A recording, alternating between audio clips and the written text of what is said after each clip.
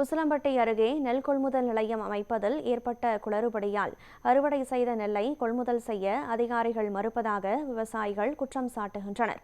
மதுரை மாவட்டம் விக்கிரமலிங்கம் பகுதியில் அரசு நெல் கொள்முதல் நிலையம் அமைக்கப்படாததால் விவசாயிகள் பாதிக்கப்பட்டுள்ளதாக புகார் எழுந்துள்ளது. மலையூரை சேர்ந்த விவசாயி பூங்குடி பாண்டி 10 ஏக்கரில் விளைந்த நெல்மணிகளை அருகிலுள்ள குரவக்குடி கொள்முதல் நிலையத்திற்கு கொண்டு சென்றபோது அது பழைய நெல் என கூறி அதிகாரிகள் கொள்முதல் செய்ய மறுத்ததாக குற்றம் சாட்டியுள்ளனர். கடன் பெற்று சாகுபடி செய்த நிலையில் அறுவடை செலவை கூட ஈடுகட்ட முடியாத சூழல் ஏற்பட்டுள்ளதாக வேதனை தெரிவித்த அவர், அதிகாரிகள் இதுகுறித்து நடவடிக்கை எடுக்க வேண்டும் என கோரிக்கை விடுத்தார். நான் கருதறுத்து 15 நாள் ஆகுது. இது ஜிஎன்சி முதல குளத்துக்கு வரும்ண்டு நாங்களும் ஒரு 8 நாளாக வந்துடும் பார்த்தா இந்த முதல குளத்துக்கு ஜிஎன்சியே வரலை.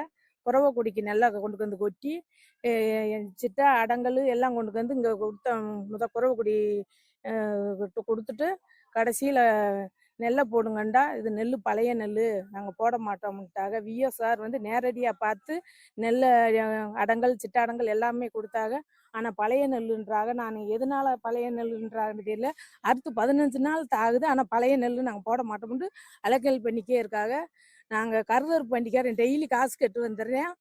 சுத்துக்கால் கருதறுத்த டெய்லி காசு கட்டு வந்துடுறாங்க. நாங்கள் காசு கொடுக்க முடியாப்புல இந்த நெல்லுக்கு காவகாத்து தினம் வந்து படுக்கிறது மாதிரி இருக்கு. எங்களால் மன உளைச்சல்ல நாங்கள் இருக்கோம். வயக்காட்டை வந்து நேரடியாக ஆய்வு பண்ண வேண்டும்.